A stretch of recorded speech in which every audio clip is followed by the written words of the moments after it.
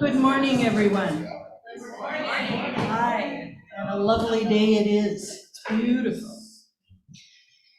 Welcome to Allen Avenue Unitarian Universalist Church's in-person and online worship. Whether today is your first time here or you've been coming for years, we're so glad you are with us. My name is Ann Packard, and my pronouns are she, her, and hers, and I am a member of the Board of Trustees. We are a growing community that transforms lives through the power of love. Our mission calls us to celebrate diversity, encourage spiritual growth, and promote social responsibility while we travel on and care for the earth. Welcome also to those at home who are joining us on Zoom. If you're attending for the first time, please go to our website and fill out the welcome card so we can know more about you. I do have one announcement, particularly for the people on Zoom.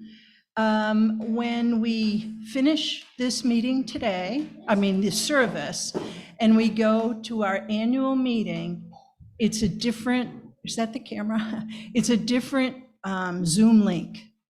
You can find the Zoom link for the annual meeting in a lot of different places. One would be in Breeze.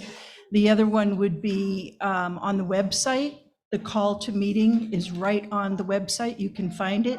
And if you have any of the materials at home that have the call to meeting, the Zoom link is on all of those.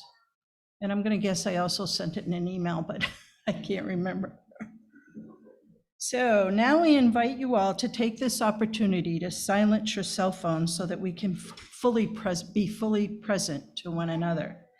After the service, today is a little bit different. You'll have about 15 minutes to kind of grab a cup of coffee, do a quick hello, and grab a snack. Celeste has put together some nice snacks to keep us going into the annual meeting. And now let us center our hearts and minds with the ringing of the chimes.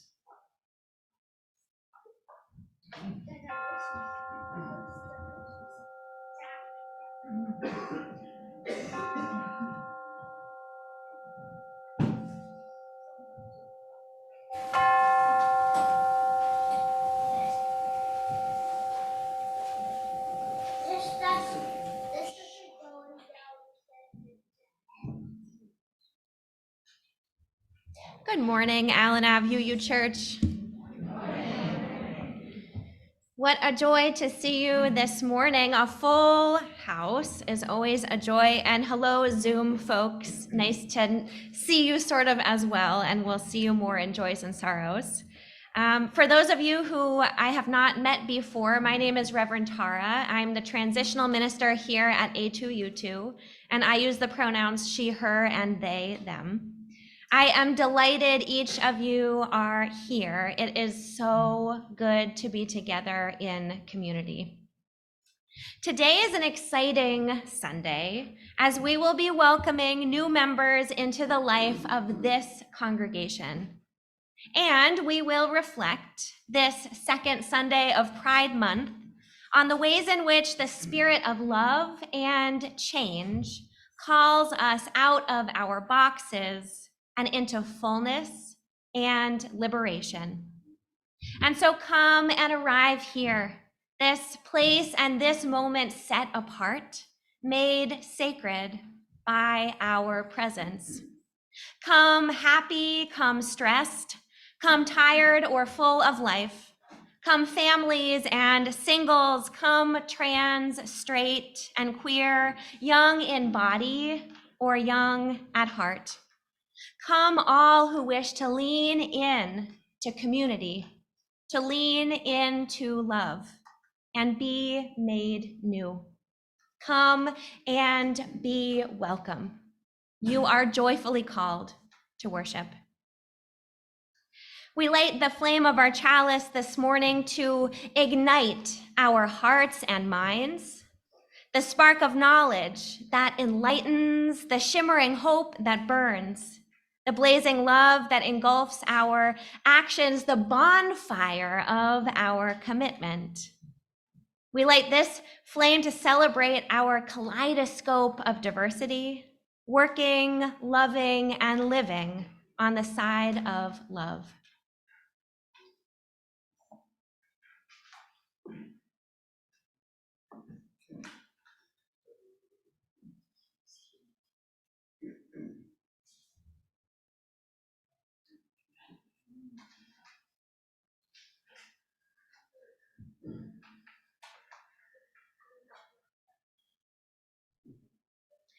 And we light a second candle this morning, a candle of community. As we bear witness to the environmental and health effects of the wildfires in Eastern Canada, we are reminded that climate change is real and significant. And so let us renew our commitment to care for this planet we call home. Would you take a breath with me?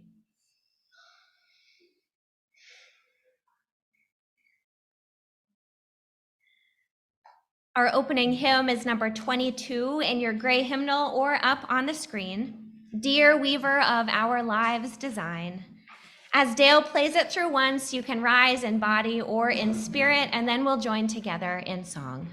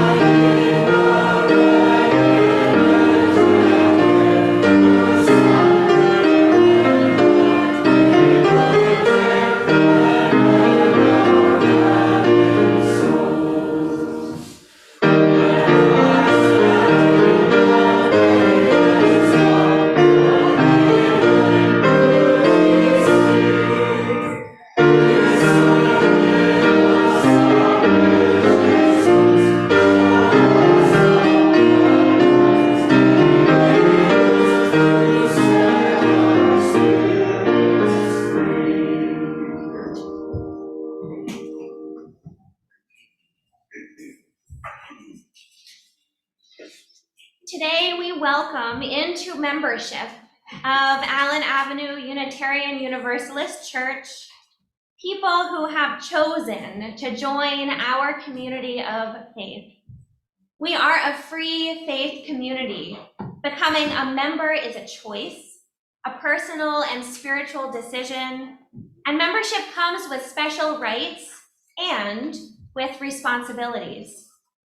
Joining our church does not mean subscribing to a creed, but it does mean a serious commitment, joining in our congregational mission to transform lives through the power of love, to celebrate diversity, encourage spiritual growth, and promote social responsibility as we travel with care on this earth.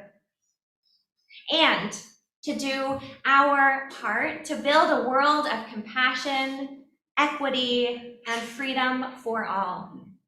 Membership means having the right to vote on congregational decisions, and it also means the responsibility of being a steward, of safeguarding the health of the congregation as a whole so that it is here for others in the future. A congregation is a moving, living, challenging, changing, amazing thing. Anytime new people join us, we have the opportunity to grow together, to share and receive new ideas and new energy and new voices. Each of these people brings unique experiences and perspectives to our community, and we are so grateful for that. Today, we have the joy of welcoming 8 new grown-up members, as well as 3 children and youth. As I call your name, please come forward and receive a welcome from Membership Chair Diane Oberbeck.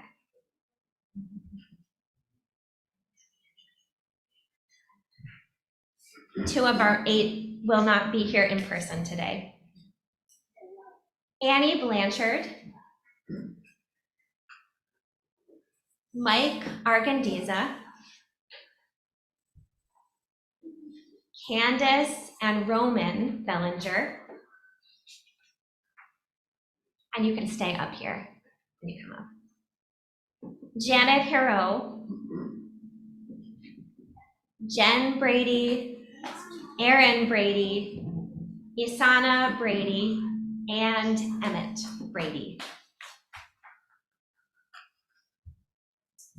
Now you can just come and stand right in front of me.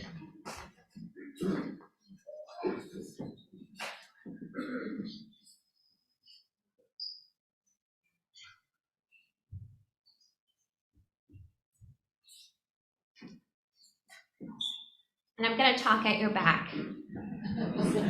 Sorry, there's no easy way to do this. It is a joy to welcome each of you into this beloved community. We invite you to join in sharing the joys and responsibilities of membership. Will you covenant to join us in living out the core values of Unitarian Universalism and Allen Avenue's vision together in community? If so, please say, I do. I do.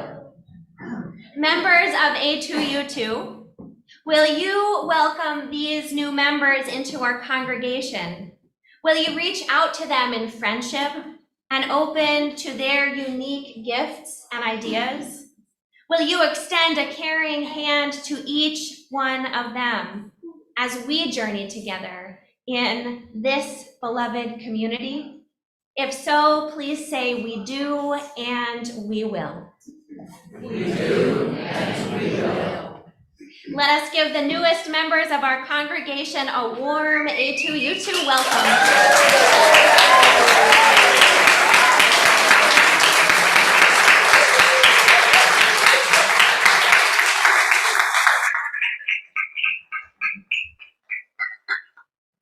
You may be seated.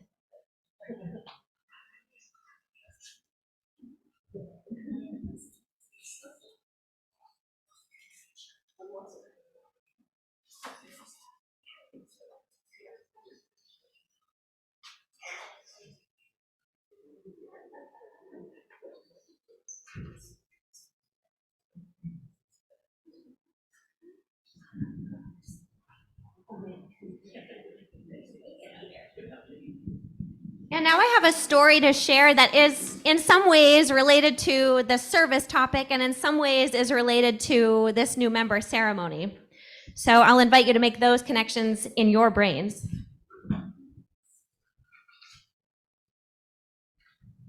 Like many of the stories I tell you, it is a story of beginnings and of creation.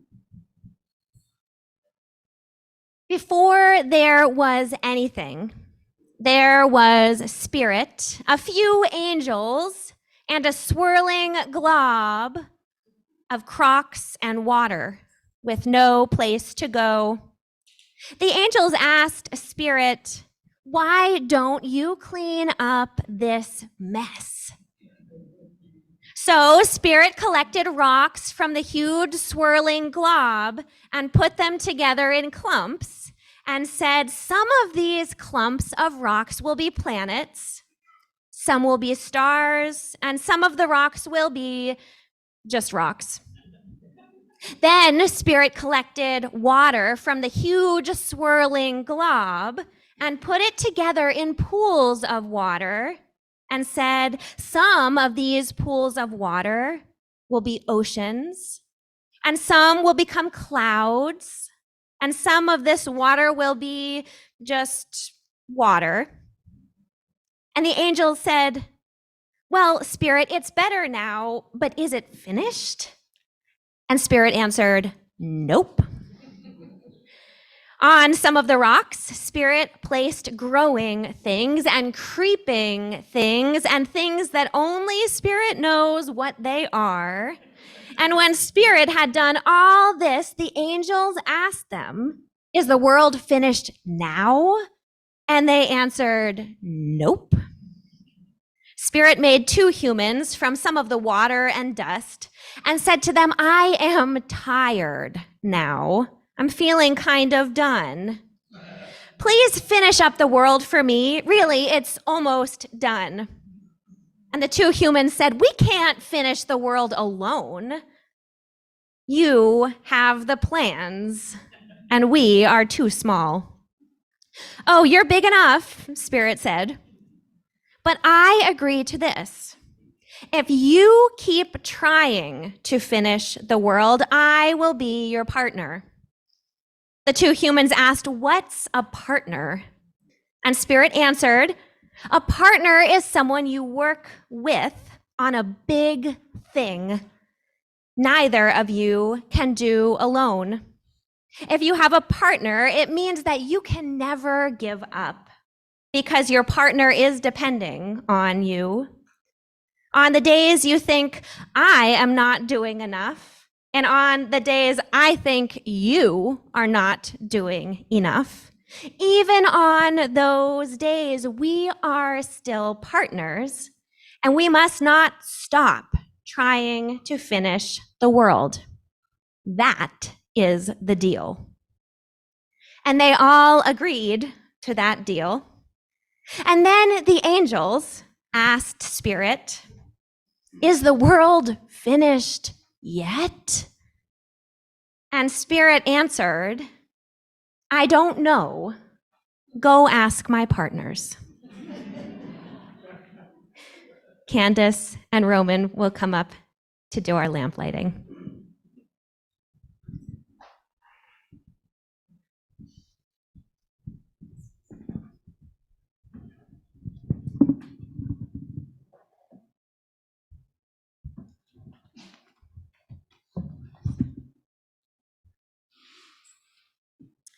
In a few moments, some of us will leave the sanctuary to enjoy religious education programming. But for first, I invite our lamplighter to join me in the pulpit.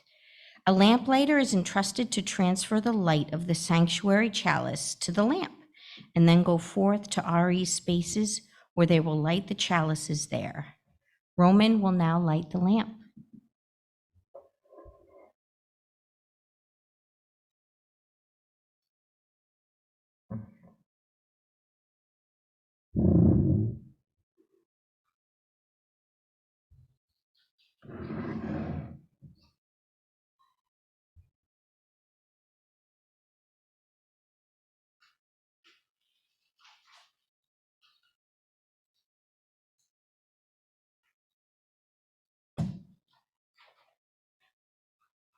I invite those going to RE to follow the lamplighter as we carry the flame, expanding our sacred space.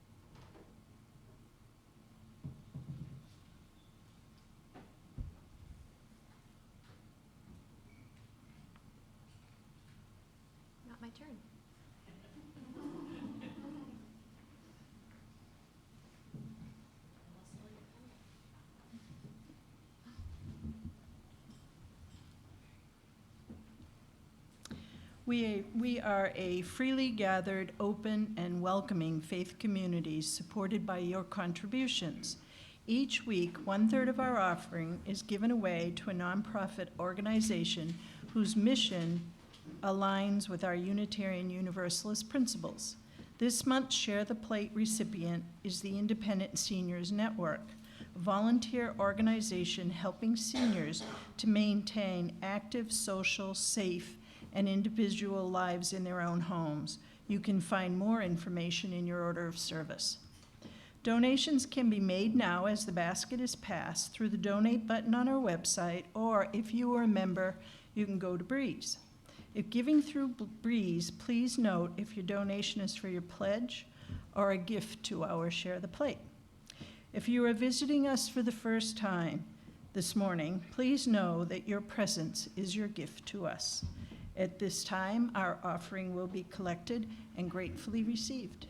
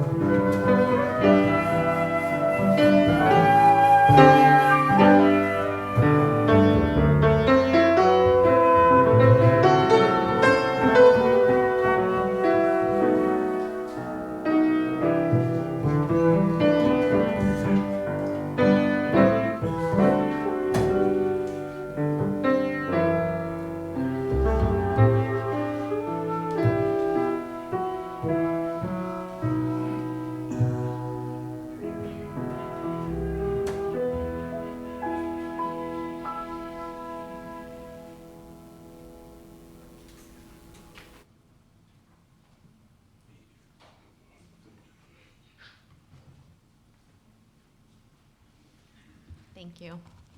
Beautiful.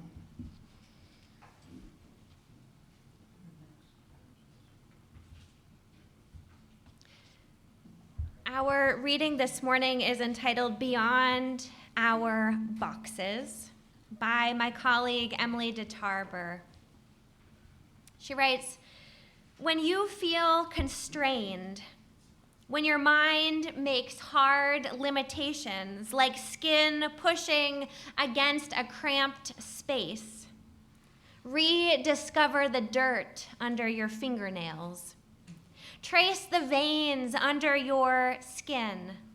Find the universe stuck in your throat. A cosmos stirs in your heart, connecting your trillions of cells to the infinite universe that cradles you. Life is so much more than the daily demands of our preconceived notions.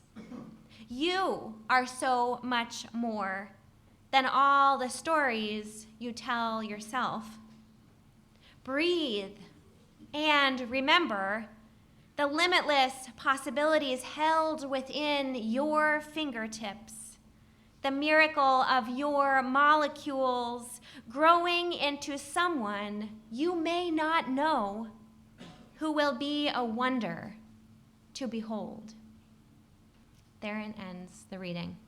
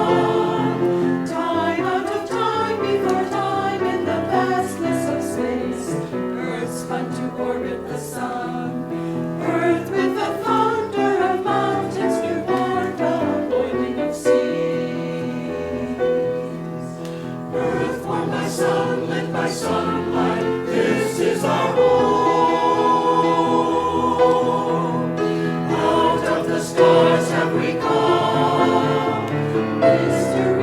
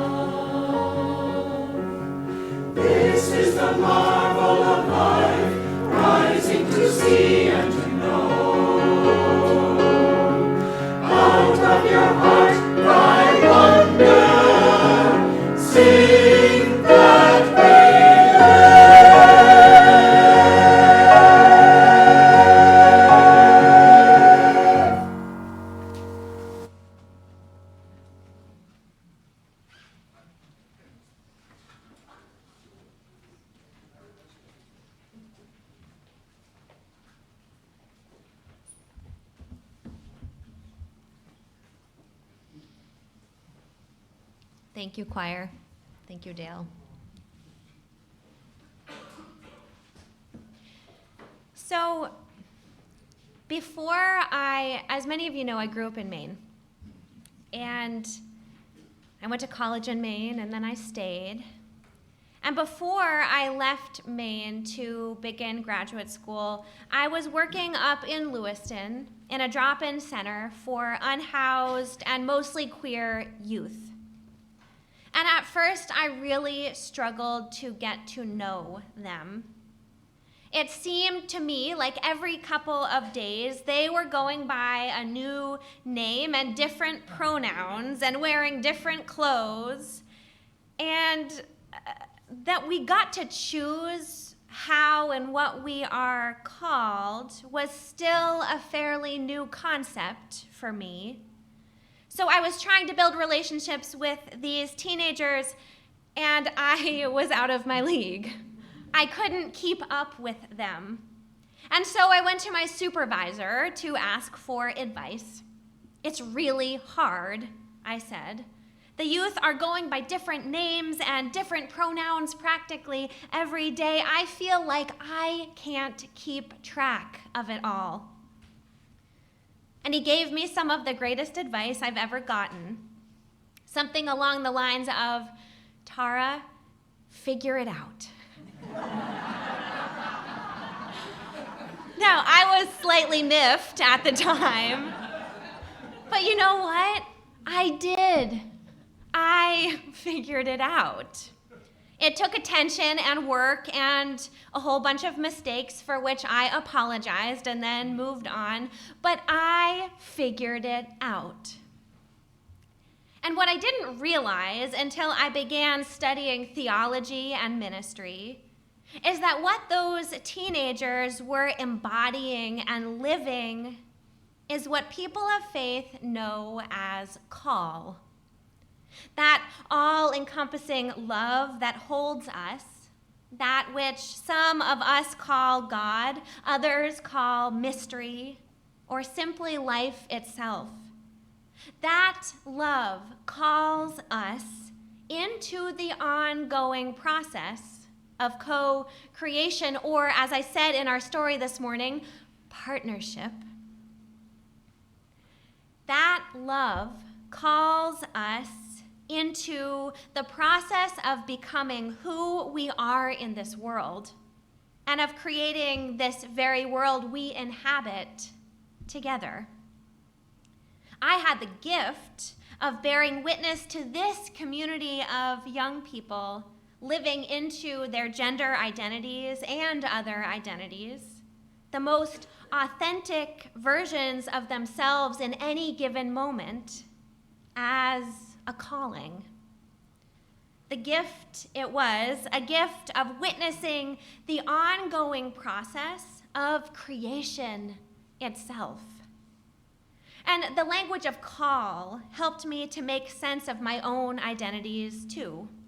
Calling, co-creating, becoming, and unfolding gives me a way to understand my own place on the spectrum of gender, my own place outside of the traditional gender binary, and to understand that it's not something I've ever been hiding, but that has been unfolding in me over time, and that it will always be unfolding. Now, there's a photo, some people call it a meme, that has been going around the internet, shared by a whole bunch of my minister friends, of a banner hanging on Calvary Presbyterian Church in San Francisco. And the banner says, God, the original they, them. I love it.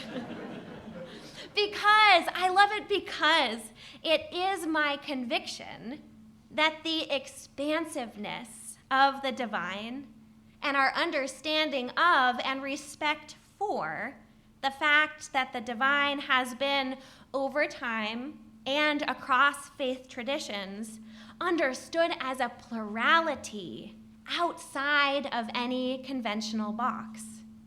Or, as some of my colleagues say, God is not a boy's name. It's my conviction that this expansive understanding can help us as humans to embrace the spiritual task of reflecting on our own identities and our relationships to the boxes we have been put in by our society and culture.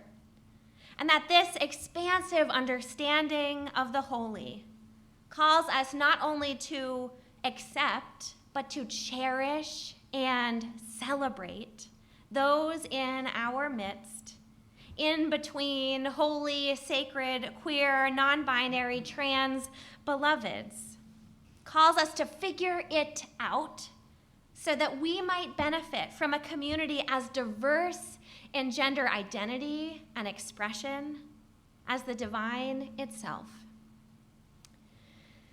Though I am far from an expert on Hindu faith, through my own reading, study, and conversation with Hindu colleagues, in terms of gender, I understand in the Hindu tradition that the emphasis is to be placed on the gender neutrality of the holy, of the divine.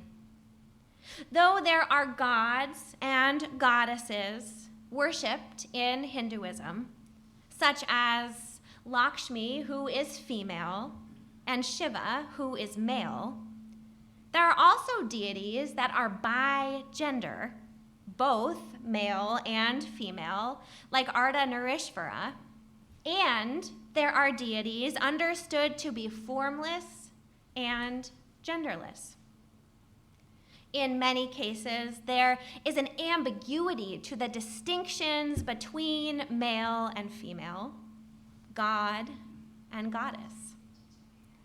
In Jewish tradition, if we look back to the Hebrew text of Genesis, the Hebrew word in biblical Hebrew for God, Elohim, is actually plural.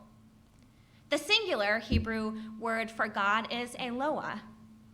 So Elohim, what was later translated to God in English, is an expansive term that points to the plurality of divinity itself. And it's reflected that way in the first account of the creation story in the Tanakh, which reads, "So God created humankind in their own image. In the image of God, God created them." Linguistically speaking, it's possible that the most accurate English translation of biblical Hebrew for the pronouns of Elohim, of God, would be the singular they. The singular they, a pronoun that many have, myself included, expressed is confusing and grammatically incorrect, yet has been used since the writing of this creation account, God only knows how long ago, yet has been used in literature by authors including William Shakespeare, Charles Dickens, Agatha Christie, E.B. White, Jane Austen, and Chaucer, going back as far as the mid-1300s. All of which is to say, this is not actually new. Using pronouns to refer to people is something we've always done. including the singular they, gender expansive identity, and gender expansive expression are also not new. Indigenous two-spirit, non-binary, genderqueer, and trans identity is not new. Understanding the divine to exist outside the gender binary, understanding the divine to be a plurality is not new. But it might be new to you. And it can feel new. It can feel new and overwhelming and confusing. And as illustrated by the story I told you about my time as a youth worker, it can even be frustrating. And yet, it's not new. And when we can drop our defensiveness and embrace humility and curiosity in the face of what we don't yet fully understand, like how to use they, them pronouns, or why we're putting these stickers on our name tags, or what any of this has to do with religion or faith, we have the capacity not only to create a community of deeper, wider welcome, care, and love, but we have the capacity to free that which is not yet free within our own selves. As we know, our world is shaped by language. Words matter. And language and words shift and change each and every day, not even just between generations, but every single day. The very words that shape our lives and express our identities and experiences change, and we change too. For we are a people and a world and a faith in process. And the holy, the divine love that holds us and keeps us moving and shaking and shifting, calling us to change, to grow, to transform, and to become the fullest version, most free version of ourselves, is at work in any given moment. So no wonder people change their names and their genders and their pronouns and the clothes they wear. Because when they are held by communities of non-judgmental love, they can be who they are. Because we are living into our call. Our calling, love's calling on our hearts and our lives to be who we are in full. And to bear witness to that is nothing short of a miracle in my book. To bear witness to that is nothing short of a miracle. One of the core theological concepts in both Unitarian and Universalist faith movements before they merged and became one, the foundation of our first principle, which affirms the inherent worth and dignity of every person, is what is called in Latin the imago Dei, the image of God. Embracing the imago Dei historically was an affirmation that the image of the divine, of sacred mystery, holy wholeness, perfect love resides within each and every person and being. We were created in mystery and in love, and they reside within each of us forever. No matter what we do, they are in there. And so if we are indeed created in the image of divine love, And divine love is beyond all boxes, all genders, all categories. If divine love is moving and changing and unfolding, transforming, then we are too.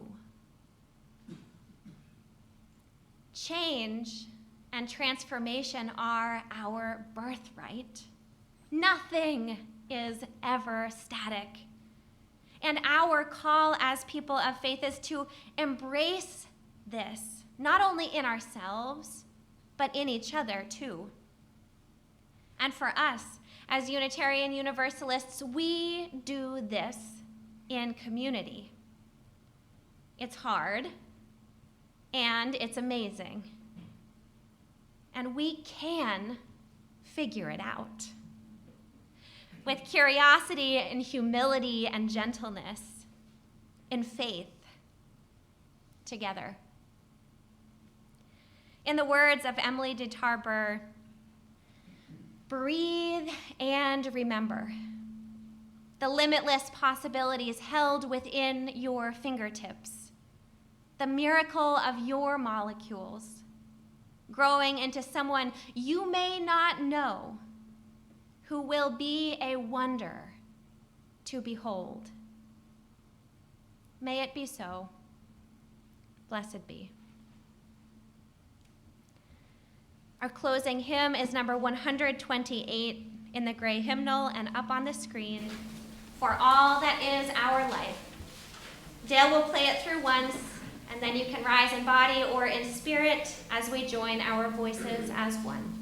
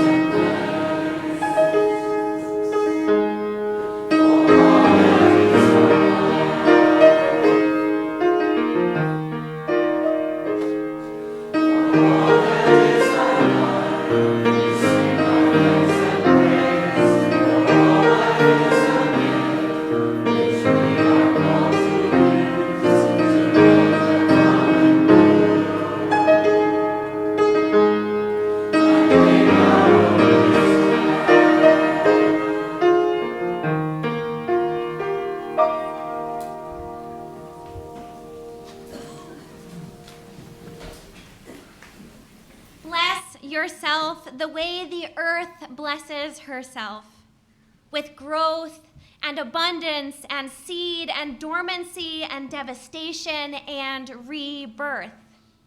Know how unimaginably expansive you are compared to the smallness of convention's constraints, how rooted you are in your own belovedness, even when you forget.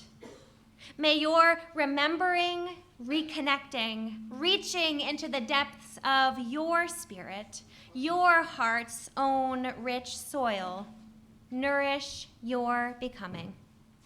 Go in peace.